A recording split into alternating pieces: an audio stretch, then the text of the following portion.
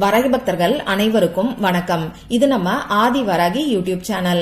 வரகி அன்னையோட அருள் பரிபூரணமா எல்லாருக்குமே கிடைக்கணும்னு மனசார பிரார்த்தனை செஞ்சுக்கிட்டு நாம இந்த பதிவை ஆரம்பிக்கலாம். நாளைக்கு ஜனவரி மாசம் 11ஆம் தேதி வியாழக்கிழமை, மார்கழி மாசத்தோட அமாவாசை. அது மட்டும் இல்லாம ஹனுமன் ஜெயந்தி. ரொம்ப ரொம்ப சக்தி வாய்ந்த நாள்னே சொல்லலாம். இந்த நாள்ல பல சேர்க்கைகள் ஒன்னா சேர்ந்து இருக்கு. அத பத்தி அடுத்தடுத்த பதிவுகள்ல நான் உங்களுக்கு சொல்றேன்.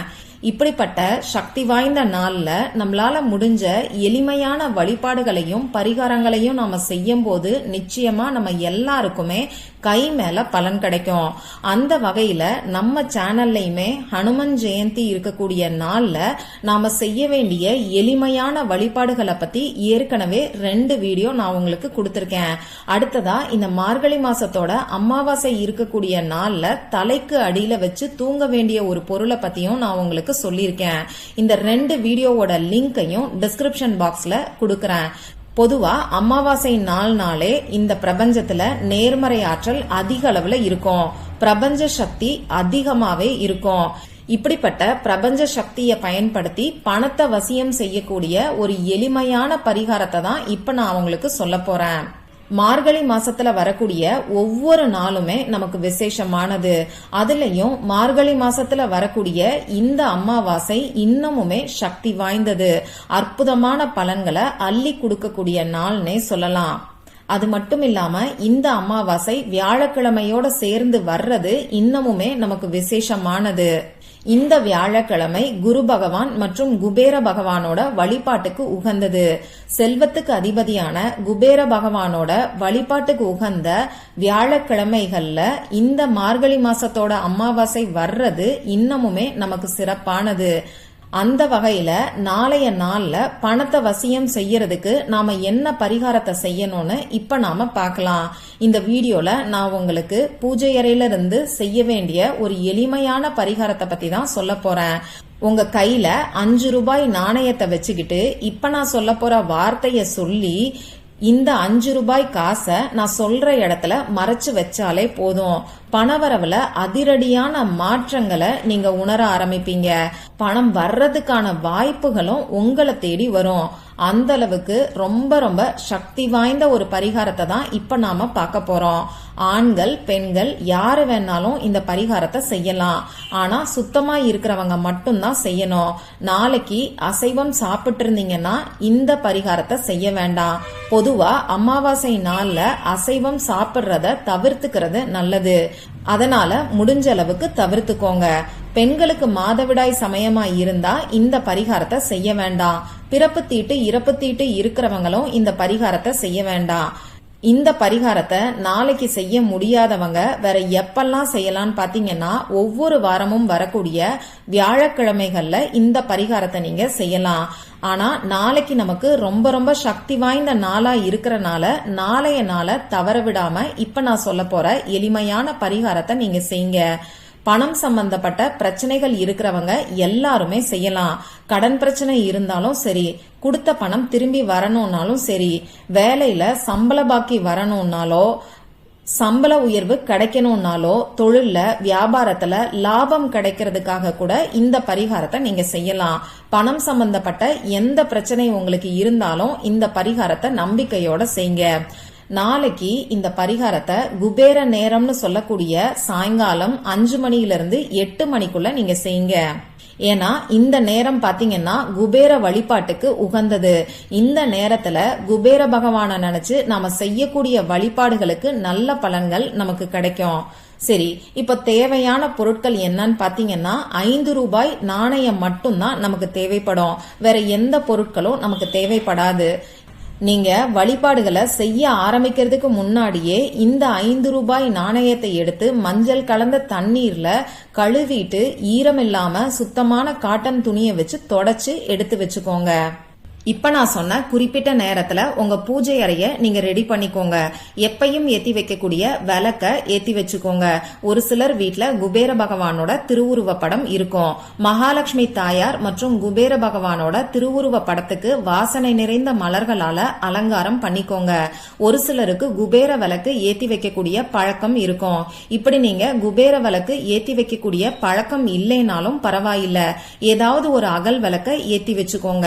இந்த அகல் விளக்கு அப்படி இல்லைன்னா குபேர விளக்க வடக்கு திசை பார்த்து நார்த் ஃபேஸ் பண்ண மாதிரி தீபத்தை ஏத்தி வச்சுக்கோங்க. இப்ப உங்க பூஜை அறைக்கு முன்னாடி ஏதாவது ஒரு விரிப்பையோ மனை பலகையோ சேரையோ போட்டு நீங்க உட்கார்ந்துக்கோங்க.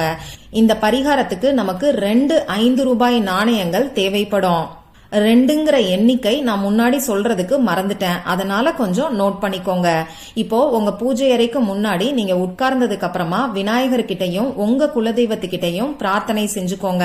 அடுத்ததா மகாலட்சுமி தாயார் கிட்டையும் குபேர பகவான் கிட்டையும் உங்களுக்கு பண வரவு அதிகரிக்கணும்னு சொல்லி, பணம் வர்றதுக்கான வாய்ப்புகள் உங்களை தேடி வரணும்னு சொல்லி பிரார்த்தனை செஞ்சுக்கோங்க.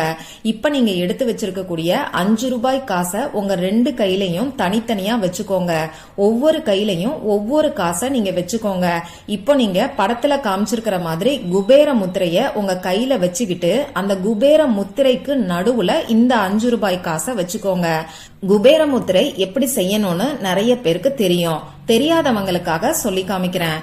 உங்க கையில இருக்கக்கூடிய கட்டை விரல், ஆள்காட்டி விரல், நடுவிரல், இந்த 3 விரலோட நுனியையும் ஒன்னா சேர்த்து நீங்க வச்சுக்கணும். மத்த 2 விரல்கள், அதாவது மோதிர விரல் மற்றும் சுண்டு விரல், இது 2ஐயும் உங்க உள்ளங்கையில நீங்க மடக்கி வச்சுக்கணும். இப்ப நான் உங்களுக்கு ஸ்கிரீன்லயும் பிக்சர் கொடுக்கறேன். இதுதான் குபேர முத்திரை. இப்படி நீங்க குபேர முத்திரை வைக்கும் போது உங்க விரல்களுக்கு நடுவுல 5 ரூபாய் காசை வச்சுக்கோங்க. அதாவது கட்டை விரலுக்கும் ஆள்காட்டி விரல் நடுவிரலுக்கும் இடையில 5 ரூபாய் காசை வச்சுக்கோங்க. இது மாதிரி 2 கைகள்லயும் நீங்க காசை வச்சுக்கோங்க. இப்படி குபேர முத்திரைய உங்க கையில வச்சுக்கிட்டு இப்ப நான் உங்களுக்கு ஸ்கிரீன்ல கொடுத்திருக்கக்கூடிய மந்திரத்தை சொல்லுங்க. இப்ப நான் உங்களுக்கு ரொம்ப ரொம்ப சக்தி வாய்ந்த லக்ஷ்மி குபேரரோட ஒரு வரி மந்திரத்தை தான் சொல்ல போறேன். அந்த மந்திரம் இப்ப உங்களுக்கு ஸ்கிரீன்லயும் தெரியும், நானும் சொல்லி காமிக்கிறேன். ஓம் ஹ்ரீம் க்ளீம் லக்ஷ்மி குபேராய நமக.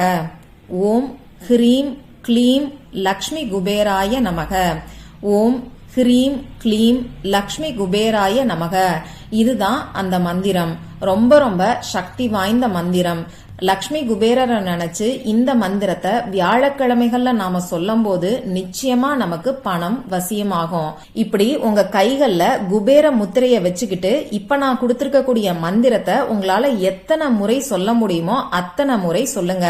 குறைஞ்சது ஒரு 5 நிமிஷத்துக்கு மந்திரத்தை நீங்க சொல்லுங்க. இதுக்கு முன்னாடி உங்க மொபைல் போன்லாம் சைலண்ட்ல போட்டுட்டு டிவி சத்தமெல்லாம் இல்லாத மாதிரி பாத்துக்கோங்க.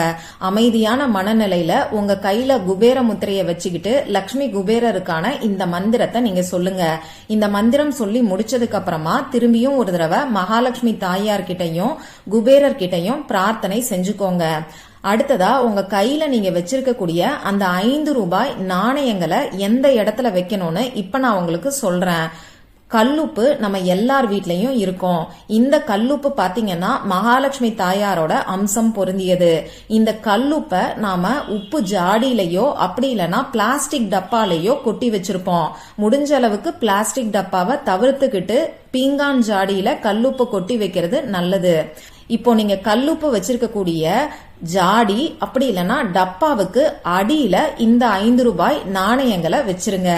கல்லுப்பு டப்பாவுக்குள்ள நீங்க காசு வைக்க வேண்டாம். டப்பாவுக்கு வெளிப்பக்கத்துல அடியில காசை வச்சிருங்க. இப்போ நீங்க இதுல முக்கியமா ஒரு விஷயத்த கவனிக்கணும். நாம எப்பயுமே கல்லுப்ப அப்படியே வெறும் தரையில, அதாவது ஷெல்ஃப்ல கூட அப்படியே வைக்க கூடாது. ஒரு தட்டு வச்சு அந்த தட்டுக்கு மேலதான் கல்லுப்பு ஜாடியையோ கல்லுப்பு டப்பாவையோ நாம வைக்கணும். இப்படி பார்க்கும்போது ஒரு தட்டை வச்சு அந்த தட்டுல இந்த 2 5 ரூபாய் காசுகளையும் வச்சு அதுக்கு மேல கல்லுப்பு ஜாடியையோ கல்லுப்பு டப்பாவையோ நீங்க வச்சுக்கோங்க. இந்த 5 ரூபாய் நாணயத்தை என்ன பண்ணணும்னு பாத்தீங்கன்னா அது அப்படியே இருக்கட்டும். நீங்க இத மாத்தணுங்கிற அவசியம் கிடையாது. ஒவ்வொரு வியாழக்கிழமையும் உங்களுக்கு டைம் இருக்கும்னா இந்த மாதிரி குபேர முத்திரை வச்சு அதே காசை நீங்க பயன்படுத்தி இந்த மந்திரத்தை சொல்லுங்க. அப்படி இல்லைன்னா மாசத்துக்கு ஒரு தடவையாவது அந்த 5 ரூபாய் நாணயங்களை உங்க கையில வச்சுக்கிட்டு குபேர முத்திரைய நீங்க புடிச்சுக்கிட்டு இந்த மந்திரத்தை சொல்றதுக்கு பாருங்க. தொடர்ந்து நமக்கு பண வரவு இருந்துகிட்டே இருக்கணும். அதனால ஒவ்வொரு வியாழக்கிழமைகள்லயும் செல்வத்துக்கு அதிபதியான குபேர பகவானை நினைச்சு இந்த வழிபாடை நீங்க செய்யும் போது நிச்சயமா உங்களுக்கு பணம் எந்த ஒரு தடையும் இல்லாம வந்துகிட்டே இருக்கும். பணம் வர்றதுக்கான வாய்ப்புகள் உங்களை தேடி வரும். அதனால நம்பிக்கையோட ட்ரை பண்ணி பாருங்க. இந்த பதிவுல உங்களுக்கு ஏதாவது சந்தேகம் இருந்துச்சுன்னா எனக்கு கமெண்ட் பாக்ஸ்ல கேளுங்க. அதை நான் உங்களுக்கு உடனே தெளிவுபடுத்துறேன். இந்த பதிவு உங்களுக்கு பிடிச்சிருந்தா லைக் பண்ணிட்டு உங்க ஃப்ரெண்ட்ஸ் அண்ட் ஃபேமிலி கூட ஷேர் பண்ணுங்க.